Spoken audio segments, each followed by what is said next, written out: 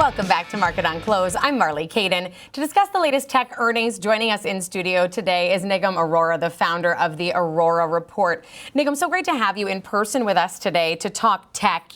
First, what are some of the companies you think performed the best this earnings season?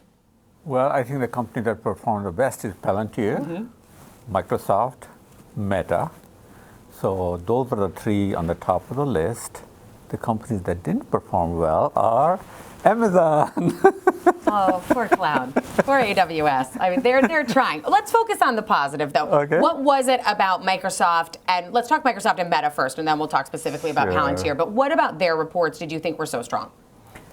So Microsoft has this cloud we call Azure, and very high expectations. And as you know, there are consensus numbers and there are whispered numbers, right? Everybody thinks only they know, nobody else knows, right? And those whispered numbers were pretty high going in, and Microsoft beat those. So what's happening is Azure is taking share from AWS. So that was good. And then, of course, Microsoft Copilot, which some of us are using, and they got more users than anybody thought. And then Microsoft is so embedded in the enterprise, right? It's not just consumer, the enterprise is so embedded. And there's more and more use of AI. So if you're looking for an AI software play, Microsoft is the best there is, because you're not also to the consumer whims, because they're so heavy in the enterprise. And so let's talk about Palantir now.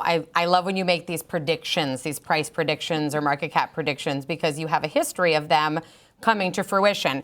Now, you say Palantir has a very clear path to becoming a $1 trillion company. I'm taking a look at its market cap right now. It's about $434 billion right now. Right. What is it going to take for Palantir to get that $1 trillion market cap?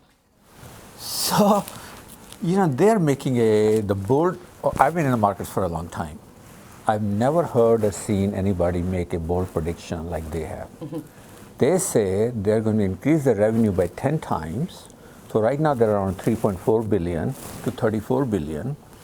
They're 4,100 employees, and they say at 10-time revenue, they'll have only 3,600 employees. Now, as you know, in AI, I mean, you're not buying widgets, you're not buying material, your only cost is people. So they're already at like 81% gross margin. So their margins are going to be huge, like 95%, which is unheard of, right? And they're getting so deeply embedded in the government, essentially in the Department of Defense, right? And, I used to be in the defense business. I set up a company and we did a lot of defense business. That business is sticky. You have longer term contracts, so it doesn't go away, So I don't know about 10 times.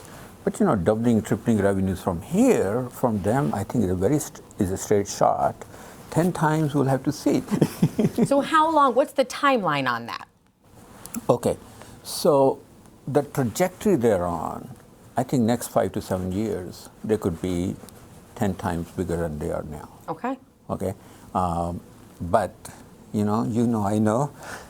Nobody knows what's going to happen in 5, 7 years. But you got to have a scenario. You got to have your goal, right? And they're there. And so if you look at, how they're trading right now and some of their numbers, their price to sales ratio is 124. I mean, it's wild. It can't sustain at that level. Cannot. So let's say they move back to a more modest level, what is that level, I guess, is the question, short term and long term, and where does that value them? Sure. Excellent question. So the price to sale ratio that market records a company, theoretically, if everybody was sane, and I would say I love all Palantir investors, but a lot of them are kind of insane, meaning it has become more of a cult. But that's okay. It's a good company. On the bandwagon. On the bandwagon. Everybody's jumping. So theoretically, price to sale ratio should depend on two things only: how profitable they are and how fast they're growing. Okay? And of course, in this market, it's also the sentiment, right? So if they keep on growing and go to about 10-time revenue, as they're saying they will, a modest price to sales ratio will be about 30.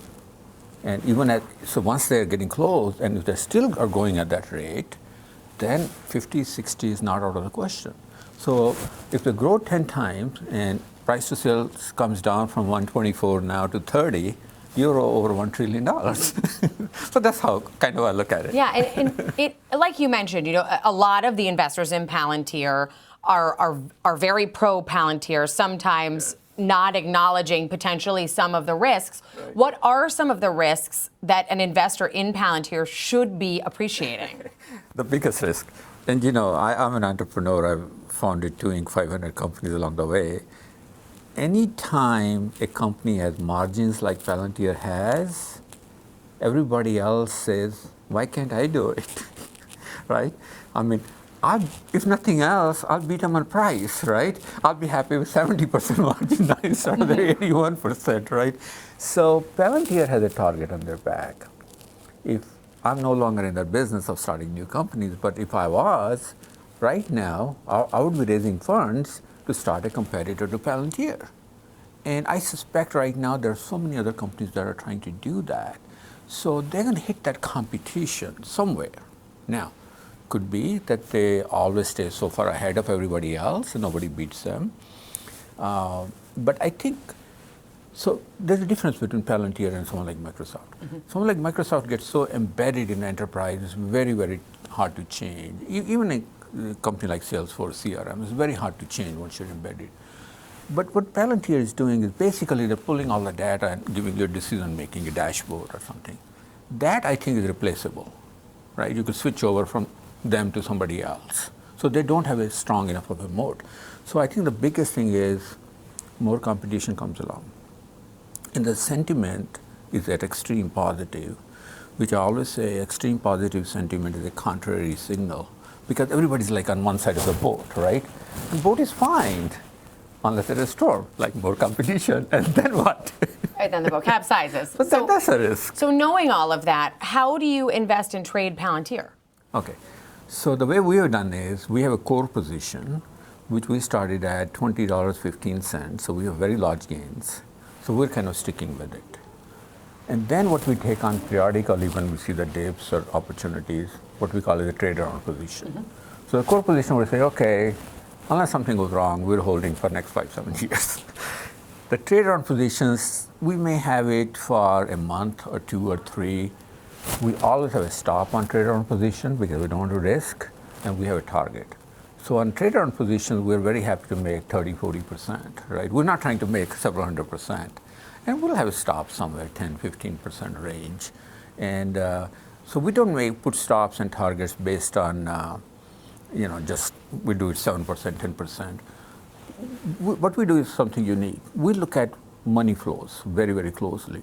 So we look at where the money was flowing in Palantir at which levels. And those levels act as support. But nobody knows that, right? Because everybody's looking at the chart and the lines, which are visible to everybody else. So the smarter players kind of play with it because everybody knows. But the way we do it, nobody knows, right? Because we have our proprietary money flows. We're looking at where the money was flowing. And the market has kind of a memory, right? So that's how we use our stops and so on. So start a trader on position, have a core position, trader on position, have some risk controls. So that's, I think, how people should do it. Well, thank you for being with us in studio today, Nigam, to talk tech earnings. Always a pleasure to have a tech conversation with you. That's Nigam Arora from the Arora Report.